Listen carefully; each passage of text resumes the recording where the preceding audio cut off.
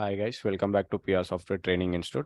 In previous class, we have done till normally we will employ all this, right? So today we'll see with them filtering and employ this concept.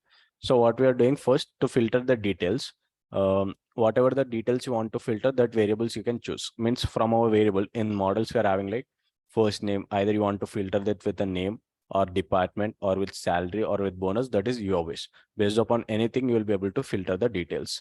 Okay. So for that, what we'll do is we'll write if request.method equals to post. By default, the method will be get, right? I'll be converting that method to post. So next I'll be writing, I want to do filtering based upon the department. Okay. So I'll be writing department is equals to request.post department. So next role is equals to request.post role. So based upon these two conditions, I want to filter the data. Before filtering what I required, I need to get the data, right? So I'll be writing emps is equals to any variable employee, that will be a class name dot objects dot all function. Okay. After calling it, I'll be writing if department means normally checking this thing. If department is equals to any variable emps is equals to emps dot filter function. In this filter function, what I'm doing, department underscore name underscore I contains means what? If whatever the department you have entered, if that particular department is present in the name, means that will be returning. I contains means what? It will be whatever the name you have entered, that will be checking whether it is present in that particular name container or not. If the particular name, whatever you have entered, if it is present in the name container, then directly what it will do is directly it will be getting you that particular names. Okay. So after that, what I'm like, if roles, same thing again. If employee dot department underscore name dot contains role. If whatever the role you are getting entered, if it is matching, then return that role. I'm saying next context is equals to, you already know this variable will be calling it as next return render. So if you're pressing any of these details, if you're not getting any of these details, what I'm saying, directly go to all employee.html. Means if any of the details is matching, means directly go to that particular page and display that particular page data. Next, I'll write elif request dot method double equals to, what is that method? I'll say that is get method. I'll be saying. So in get method, what I need to do, this is the first step I forgot to explain in the starting. That is, we'll be creating a HTML file name with the filter employee, right? Return render. In this, I'll be writing parameter called request comma filtr filter underscore emp.html. I'll be writing this. Okay. So after this, what we'll do, directly we'll go to the HTML file and we'll be creating a HTML file with this name. Go to templates, new HTML file, and name it as filter.html. This is the name which I'll be giving to it. After this, enter. So file got created, right? The filtering data file process will write it. Before that, let's finish off the views concept. That is only one line is left. That is what we'll do is we'll go with the one more else concept. Directly go with the else concept. If whatever the details you're searching, if that particular details are not there, then what it need to do, it need to display some message, right? So what is the message it need to display is error occurred is a message it need to display. So now go to the remove filter and employee and try to write a filter and employee code there. Okay. So that is, again, I'm extending the properties from base HTML. So in this body, again, I'm creating class, that is div container name I'm giving in h1 tag filter employee filter employee filter. Next form. What is that form action? What action it need to do? It need to enter into the filter employee action. Method equals to post. By default, method will be get. So again, I need to convert that method into post. So I'll be writing method equals to post. After that, whatever the details you are reading from the user on the website, we'll be using CRSF token. So next, label. So label for what? For department I'm reading. So whenever on the website, if you enter that name, I want it as department, total name, but the variable I've taken is department. For department is equals to department. So next, input type is equals to text. What is the thing? I need to enter the department name manually, right? So text. Next, ID is equals to department.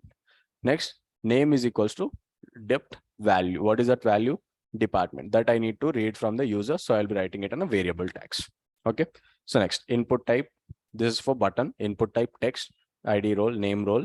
So value, which type of value I need to get? A role that I'm reading. Again, same thing. After this, what we'll do, we'll type it for button tag.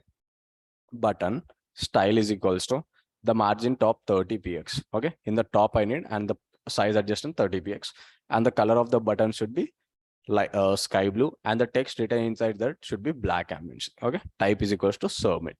Remaining all code will be same as it is.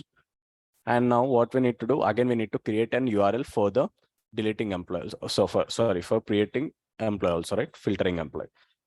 Here, create one path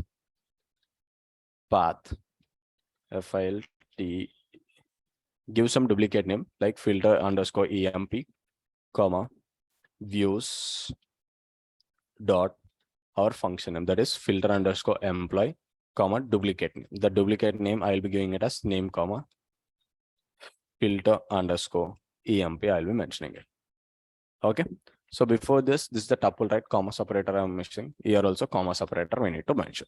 So now go back in the website and check whether we are getting. Yeah. Again, name me the last. Okay. Name. So server is running perfectly. So once go back here and check filter employee. So filter employee, what it is saying, it is displaying us this tag already I've written the base HTML. So directly whenever I'm opening file, background color will be same, and that for H1 tag alignment is in the center. Okay. So department I will enter as, let's enter the department called Python. Press submit. So Python details, no one got added in the Python. So I have added one detail, that is tester, right? Search once, view employee. Okay, department Java department. Okay. Department, let's mention like Java. Okay. If that particular details are matching, then it will be displaying this particular details, or else it will directly throw normal table, it will be displaying. So normally if I don't mention anything, if I directly press submit also, directly it will display as the table. Okay. So that's why I've written there elif condition. Okay. So here what you can do is, as this is a basic layout which I have created, you can update your layout by adding some CSS to it, by adding some extra CSS, and by adding some background images, which I have already discussed in the class. Okay. So directly you can add some background images. So like directly you can create one CSS folder and you can directly connect to that. Okay. Here you can see that base HTML code here I have written. So this is what directly H1 tag, wherever I'm using H1 tag to mention any details, this H1 tag is working there. What is that? Border 2px, and the text is aligning at the center, and the margin directly at the top 20px, and the width will be 60px. Okay. Margin left. And color which is written here, the color you can see, the color which I have written, that is white color. That is white smoke I have taken. And the background color, that is dark blue, right? The dark blue color code is this thing. Okay. So next, tiered. Tiered is for table tag. So table tag, whatever the things here you can see in the table. Where is this? View employee. So this table headings are getting a red color, right? The red color may have taken it from a base HTML. Tiered directly are called, and the color red. Okay. And after this, what I have done, again, I have called a table tag, which I have created in this, and the margin left. Margin left 8% in the sense, what it will do means it will arrange this table in exactly at the center. Means that a side position it will be arranging it. Okay. So after this, what I have done, border style is equals to groove. Border size equals to groove is nothing, but it will be creating you this layout. This you can see here, box inside box, it is available, right? That layout will be created by groove method. Okay. So after this, what I already can li. Li is nothing but list tag. Wherever I've used list, I want the style to be none. So I've written it none. So next a tag. A tag I've written in this like add an employee, not add an employee, like what is this? All employee. All employee, sorry, all employee, filter employee, index, remove employee, I guess. Yeah. Remove employee, I've taken a tag, right? That for affecting that a tag, what I have done in the base HTML, I have written that code, that is text decoration none, and the color will be black. Whatever the things I are returning, that should be totally black. And the background color, as usual, I have mentioned this. So whatever the layouts I'm creating, for all the layouts, I'm getting the same background. If you check, we employee, add employee, same layout, background. And for filter also, all same layout colors I'll be getting. So whenever you are having the same code, why to write it continuously? Just use the extends method and import it this thing. Okay. So now the what is your task is you can try to add some extra CSS and you can work on this. Okay. Bye guys. See you in the next class or see you in the next video.